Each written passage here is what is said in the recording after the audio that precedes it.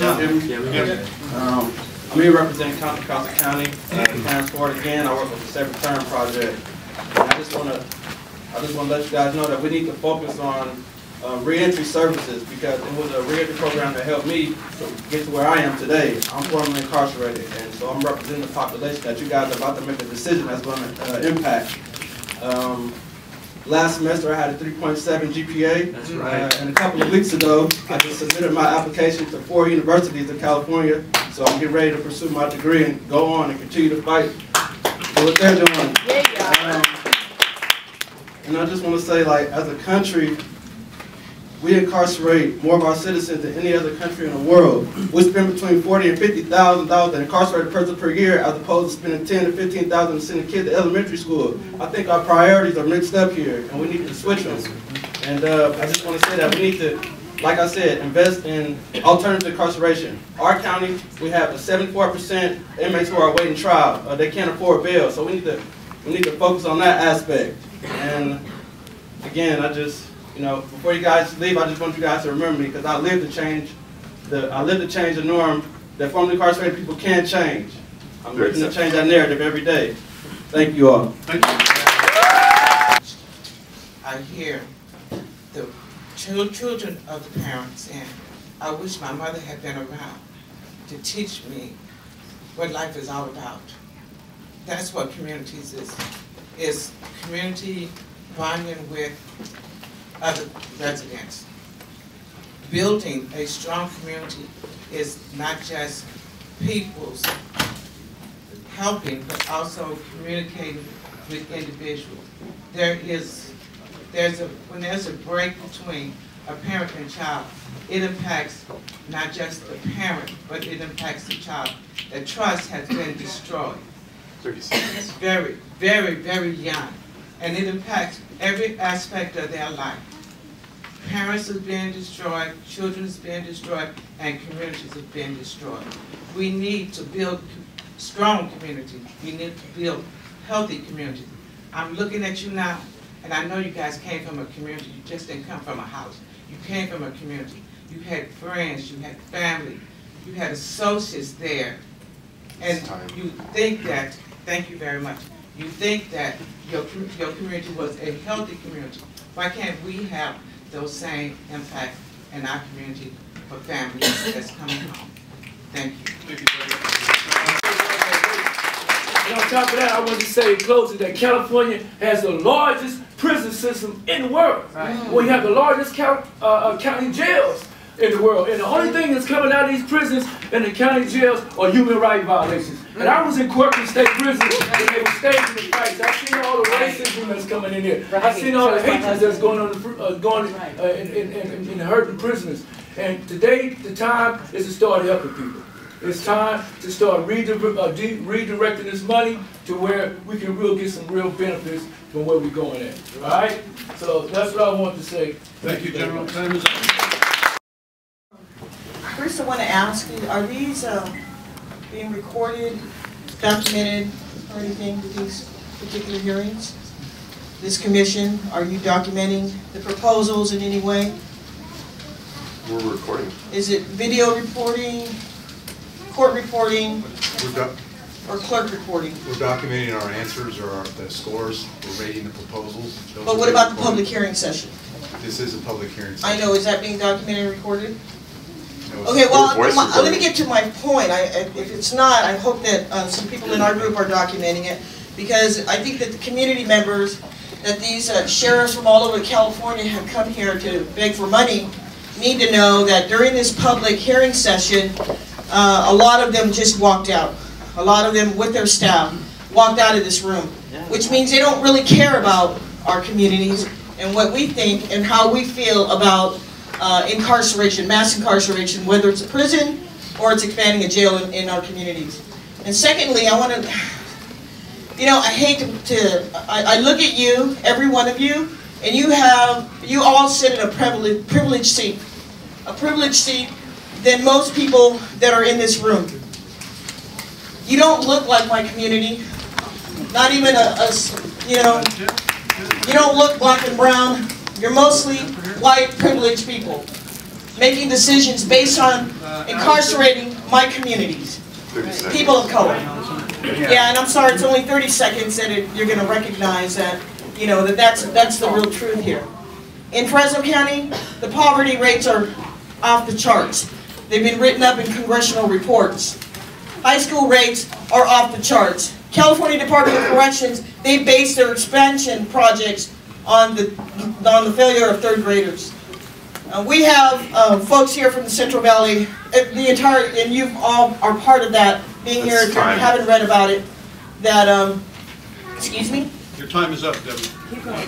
Well, keep going. All right. Keep going. No, you know what, that's right, you're privileged, I'm not, right? It's all about your expansion projects on locking people like us and our family members. Do you have another list? Yes. Hold your signs up. Hold your signs up. Keep going. Keep going. Keep going. Perfect timing. I just finished writing my thing. I'm Tash. I'm a community organizer out of Santa Cruz with Scene Forest, and I'm also a student at UC Santa Cruz. So I just want to let you all know that not only are our prisons and jails overcrowded, but our mental health service centers are overcrowded, our homeless shelters are flooding, my classrooms are overcrowded, right? So all of these things are also flooding too. And I'm a student studying environmental studies at UC Santa Cruz, and I can tell you that building jails and prisons is environmentally and socially toxic to our landscape and to our communities. And in addition to working on my studies, I have to skip school to come here and stand and fight for our education rather than incarceration. Because we fight in and day out to maintain the resources that we have left at school, and now we see that rather than spending $500 million on, bettering our classrooms, on expanding these programs, on providing services and expanding our arms within our communities, we're spending $500 million to disappear people, lock them up. Also in Santa Cruz County, our county is applying for $25 million to build programming in space after you've torn these people away from their families and after you strip them from life opportunities. Santa Cruz County is leading in alternatives, and I think we should put all of this $25 million to our alternative programs and not consider this application at all, as well as any of the applications that are contending here today. Yeah, we don't need a new jail in Santa Cruz, and we also don't need a new jail in California. Today. So what I'd like to ask you, what's about to happen, we've seen presentation after presentation of sheriffs who are desperate for money, counties are desperate for money because we've destroyed the social safety net, we've destroyed public infrastructure in this state. But every time we build a jail, we are tying that county to longer term investments, having to pay for that years and years in the future. Yes. And that is going to cut into all of the things that actually keep our communities safe, like healthcare, like affordable housing, like mental health, like drug treatment. We don't want social services that people have to go to jail to get. Hey. We want social services owned by the community. And this is my last point. You folks who have made public comment have said beautifully today, you have the power, you do. Today you have the power to not approve any of these construction. You can make a motion, Mr. Chair, everyone else on this board, you can make a motion today. What would happen if you chose to sit today to say, we're not going to move forward any of these applications. This $500 million, we're going to leave it here so it can go into all of the other programs that we know are desperately hurting at the county level, at the state level, at the city level, everywhere else in our community in California. So I'm asking you, everybody else in this room is asking you today to make that motion. Make that motion today, say we will not approve any of these applications. There are better places for this money to go instead of locking up our community. Yes. Thank you. I want to speak on alternatives, and I think alternatives kind of seem like a very abstract idea for a lot of folks.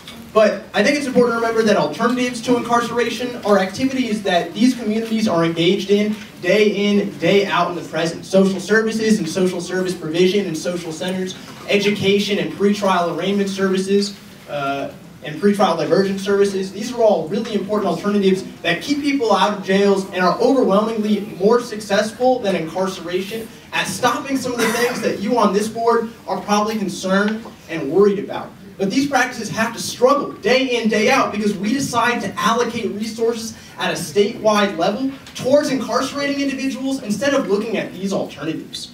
And these alternatives, even if you don't feel like you're in a position to fund them here today, understand that by choosing to fund more jails and more space for jails, you're foreclosing on the possibility that the state is going to look to something different.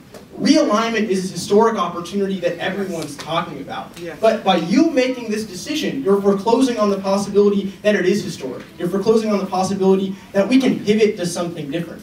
History is going to absolve the people in this room that have been fighting against it. But how is history going to judge you and the decisions that you're making here today? Yeah. Today's also the 50th anniversary of the assassination of Fred Hampton, who was a member of the Black Panther Party out of Chicago. To rephrase an important question he made in a speech shortly before his death, are you with the prisons or are you with the people? I hope you make that choice correctly.